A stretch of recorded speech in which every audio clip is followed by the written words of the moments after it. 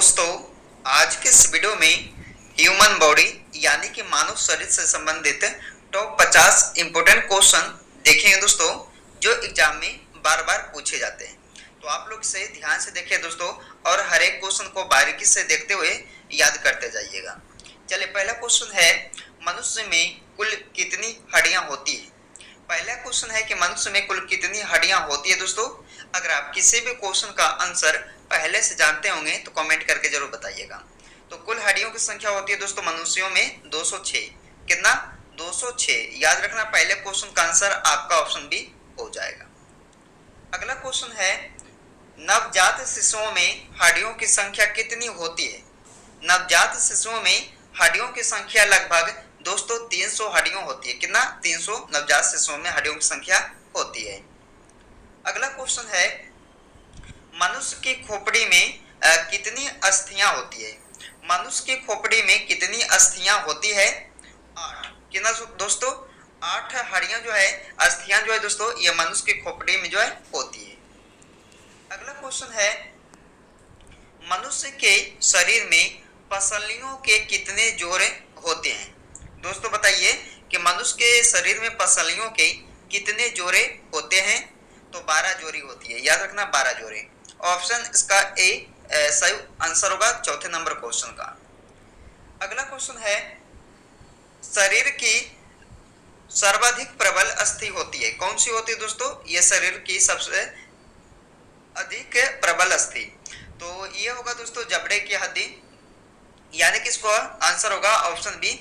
जबड़े में जो है ये शरीर की सर्वाधिक प्रबल अस्थि होती है।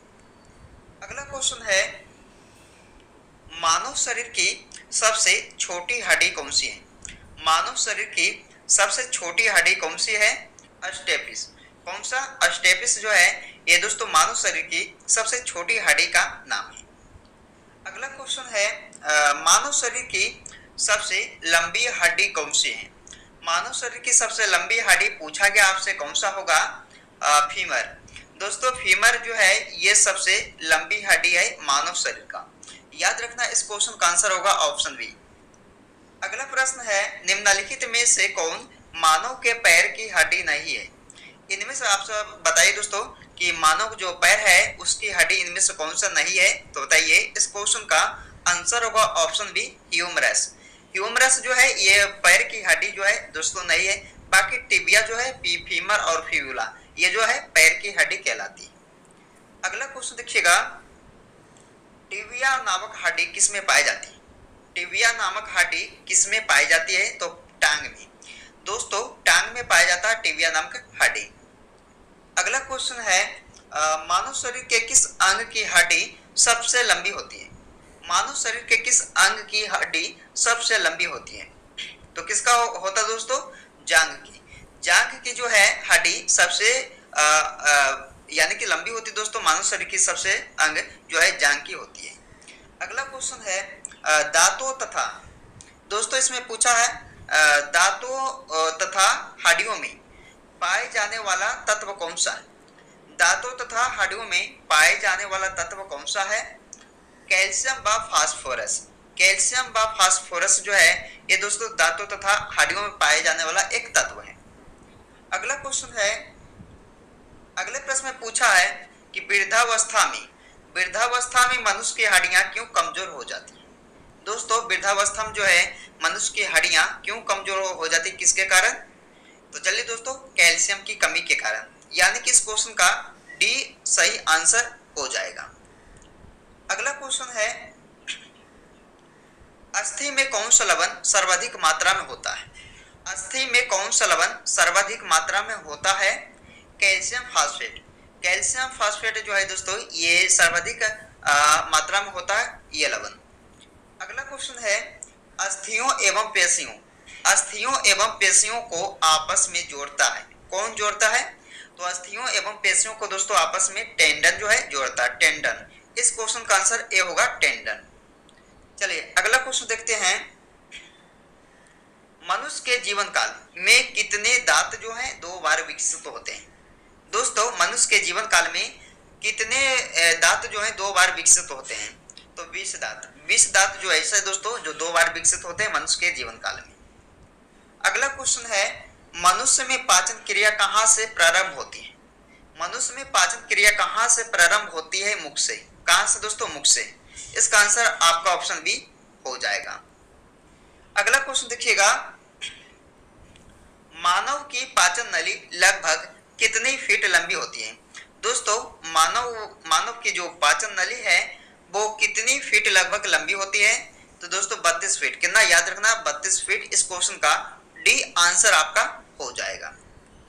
अगला क्वेश्चन है, मुख्य में मंड यानी कि दोस्तों मुख्य में मंड यानी कि स्टार्च का शर्करा में पाचन किसके द्वारा होता है? बताइए किसके द्वारा पाचन होता है? बताइएगा दोस्तों। तो इस क्वेश्चन का राइट आंसर होगा ऑप्शन बी, टाइलिन के द्वारा। चलिए आगे बढ़ते हैं,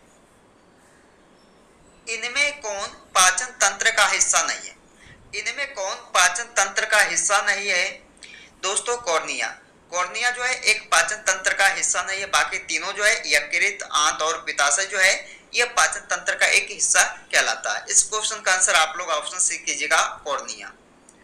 अगला क्वेश्चन है, दुग्ध प्रोटीन को पचाने वाला एंजाइम कहलाता है क्या? दूध प्रोटीन को पचाने वाला एंजाइम कौन सा है दोस्तों? रेनिन। इस क्वेश्चन का आंसर ए होगा। रेनिन जो है ये दूध प्रोटीन को क्या करता है दोस्तों? पचाने वाला जो एंजाइम है। अगला क्वेश्चन है, अगले प्रश्न में पूछा है, अधिकतम पोषक तत्व रक्त में कहां से अवशोषित किए जाते हैं? तो अधिकतम पोषक तत्व जो है यह रक्त में अवशोषित किया जाता है छोटी आंत से। इस क्वेश्चन का आंसर आप लोग ऑप्शन बी कीजिएगा, याद रखना है। अगला क्वेश्चन है, लार में कौन सा एंजाइम पाया जाता है? लार में कौन सा एंजाइम पाया जाता है? टाइलिन। लार में दोस्तों टाइलिन जो है एंजाइम एक पाया जाता है। अगला क्वेश्चन देखिएगा, लार किसके पाचन में सहायक होती है? लार जो है दोस्तों ये किसके पाचन में सहायक होती है? तो स्टार्च पाचन में सहायक होती है। इस क्वेश्चन का आंसर आपका ऑप्शन बी होगा, इसे भी आप लोग याद रखिएगा। जितने भी क्वेश्चन इस वीडियो में देखिएगा दोस्तों ये मानव शरीर से संबंधित क्वेश्चन है। काफी बार एग्जाम में सारे क्वेश्चन को पूछा गया, तो इसे आप लोग ध्यान से देखिएगा और अंत तक जरूर बने रहिएगा दोस्तों इस वीडियो में। प्रोटीन का पाचन कहाँ से प्रारंभ होता है? प्रोटीन का जो पाचन है दोस्तों कहाँ से प्रारंभ होता है? उदर से। इस क्वेश्चन का सही आंसर होगा उदर से होता है दोस्तों प्रारंभ ये प्रोटीन का पाचन। अगला क्वेश्चन है, पाचन क्रिया में प्रोटीन निम्न में से किस पदार्थ में बदल जाते हैं? तो पाचन क्रिया में प्रोटीन जो है वो निम्न में से किस पदार्थ में बदल जाते हैं? तो एमिनो अम्ल में। दोस्तों इस क्वेश्चन का डी आंसर होगा, एमिनो अम्ल में बदल जाते हैं। अगला क्वेश्चन है, पित्त निम्न में से किसके द्वारा पैदा किया जाता है? दोस्तों पित्त जो है वो किया जाता है पैदा यकृत के द्वारा। यकृत में दोस्तों किया जाता है पित्त का उत्पन्न। चलिए अगला क्वेश्चन है, पित्त कहाँ जमा होता है? दोस्तों बेल जो है ये कहाँ जमा होता है? तो पित्त हो जाएगा आपका पित्ताशय में। पित्त उत्पन्न होता है कहाँ? जमा होता है दोस्तों कहाँ होता है? पित्ताशय में होता है पित्त जमा। याद रखना है आप लोग। अगला क्वेश्चन है, सर्वप्रथम रक्त परिसंचरण तंत्र का अध्ययन किसने किया था? तो सर्वप्रथम रक्त परिसंचरण तंत्र का जो अध्ययन है वो किया था हार्वे ने। किसने दोस्तों? हार्वे। याद रखना इस क्वेश्चन का बी आंसर होगा, हार्वे द्वारा किया गया था अध्ययन यह परिसरण तंत्र का। चलिए अगला क्वेश्चन है, पेस मेकर का संबंध किससे है? पेस मेकर का संबंध किससे है? हृदय से। दोस्तों पेस मेकर का जो संबंध है वो है हृदय से। अगला क्वेश्चन है, पेस मेकर का कार्य क्या है? दोस्तों पेस मेकर का कार्य है क्या? ये इसका कार्य दोस्तों दिल की धड़कन प्रारंभ करना, यानी कि इस क्वेश्चन का ऑप्शन सी सही होगा, दिल की धड़कन को प्रारंभ करना जो है पेसमेकर का कार्य है। अगला क्वेश्चन है, सोते समय रक्त दाब में क्या परिवर्तन होता है? सोते समय रक्त दाब में दोस्तों परिवर्तन क्या होता है? घटता है। याद रखना इस क्वेश्चन का भी आंसर होगा घटता है। अगला क्वेश्चन है, रुधिर दबाव यानी कि ब्लड प्रेशर मापक यंत्र कौन सा है? तो ब्लड प्रेशर मापक यंत्र कहलाता दोस्तों स्फिग्मोमैनोमीटर, यानी कि इसका ऑप्शन डी सही हो जाएगा। अगला क्वेश्चन, लब डब ध्वनि किसकी क्रिया के कारण उत्पन्न होती है? तो लब डब जो ध्वनि है दोस्तों ये उत्पन्न होता है किसके कारण? हृदय के कारण, यानी कि हृदय क्रिया के कारण उत्पन्न होती है लब डब ध्वनि। अगला क्वेश्चन है, स्वस्थ मनुष्य में प्रति मिनट हृदय स्पंदन होता है।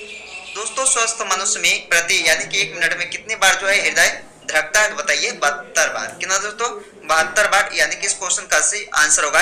यह भी एग्जाम में पूछा जाता बार बार।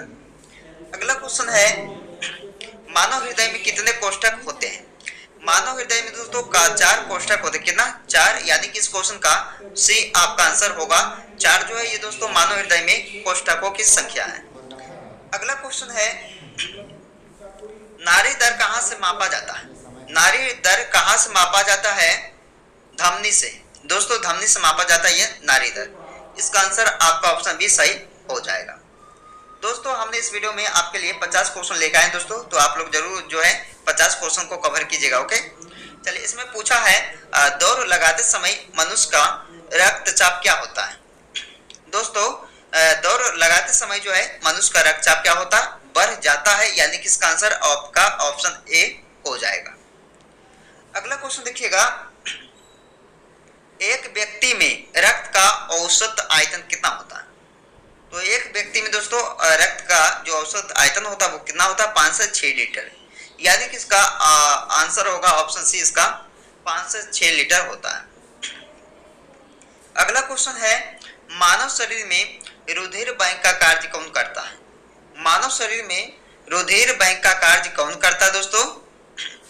तो तिल्ली या प्लीहा। दोस्तों तिल्ली कहें या प्लीहा जो है ये मानव शरीर में रुधिर बैंक का कार्य करते हैं। अगला क्वेश्चन देखिएगा, रक्त का शुद्धिकरण कहाँ होता है? रक्त का शुद्धिकरण कहाँ होता है दोस्तों? फेफड़ा, यकृत, किडनी, यानी कि ये सभी जो है ये रक्त का शुद्धिकरण होता है।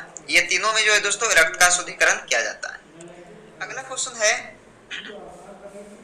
मानव शरीर में खून के शुद्धिकरण की प्रक्रिया को कहते हैं क्या? तो मानव शरीर में खून के शुद्धिकरण की प्रक्रिया को कहा जाता है डायलिसिस। इस क्वेश्चन का आंसर ए हो जाएगा। अगला क्वेश्चन है, हीमोग्लोबिन में पाया जाता है। हीमोग्लोबिन में होता है दोस्तों क्या? लोहा। लोहा जो है दोस्तों ये हीमोग्लोबिन में पाया जाता है। इसका आंसर क्या होगा? ऑप्शन बी हो जाएगा। अगला क्वेश्चन है, मानव शरीर का रक्त बैंक कहलाता है। मानव शरीर का रक्त बैंक किसे कहा जाता है दोस्तों? प्लीहा को। प्लीहा को कहा जाता है मानव शरीर का रक्त बैंक। इस क्वेश्चन का डी आंसर सही हो जाएगा। अगला क्वेश्चन है, लाल रक्त कणिकाएं यानी कि आरबीसी कहाँ उत्पन्न होते हैं? तो अस्थि मज्जा में दोस्तों उत्पन्न होता है, सभी को पता होगा। इसका आंसर डी हो जाएगा। अगला क्वेश्चन देखिएगा, निम्न में से किसको आरबीसी का कब्री स्थान कहा जाता है? तो आरबीसी का कब्री स्थान जो है दोस्तों ये किसे कहा जाता है? प्लीहा को कहा जाता है। 45 नंबर क्वेश्चन का आंसर क्या होगा? ऑप्शन इसका ए हो जाएगा। अगला क्वेश्चन है दोस्तों, अगर आप लोग अभी तक इस वीडियो को लाइक नहीं किया दोस्तों तो लाइक कीजिएगा, और चैनल पे आप सब पहले बार आए होंगे तो जीके विक्रम स्टडी को जरूर सब्सक्राइब कीजिएगा। ओके दोस्तों, चलिए अगला क्वेश्चन है, मानव शरीर में लाल रक्त का निर्माण कहाँ होता है? मानव शरीर में लाल रक्त का निर्माण होता है दोस्तों अस्थि मज्जा में, यानी कि इस क्वेश्चन का डी आंसर हो जाएगा। अगला क्वेश्चन है, रक्त समूह के खोजकर्ता कौन है? रक्त समूह के खोजकर्ता है दोस्तों कौन? Land Steiner. इस क्वेश्चन का डी आंसर हो जाएगा। अगला क्वेश्चन है, आरएच फैक्टर का नाम किससे संबंधित है? आरएच फैक्टर का जो नाम है वो किससे संबंधित है दोस्तों? तो ये बंदर से। इस क्वेश्चन का बी आंसर होगा, बंदर से संबंधित है ये आरएच फैक्टर का नाम। अगला क्वेश्चन है, आरएच फैक्टर का पता किसने लगाया था? तो किसने लगाया था दोस्तों? तो याद रखना इस क्वेश्चन का डी आंसर होगा लैंड स्टीनर तथा बीएनआर। किसने दोस्तों? बीएनआर ने ये आरएच फैक्टर का जो है पता लगाया था। अगला क्वेश्चन है, सफेद रक्त कण यानी कि WBC का मुख्य कार्य क्या है? तो दोस्तों WBC का जो मुख्य कार्य है वो क्या है? रोग प्रतिरोधक क्षमता धारण करना, यानी कि इस क्वेश्चन का सही आंसर होगा दोस्तों WBC का जो मुख्य कार्य है वो है रोग प्रतिरोधक क्षमता धारण करना। तो दोस्तों ह्यूमन बॉडी यानी कि मानव शरीर से संबंधित आज की इस वीडियो हमने 50 क्वेश्चन को कवर किए हैं।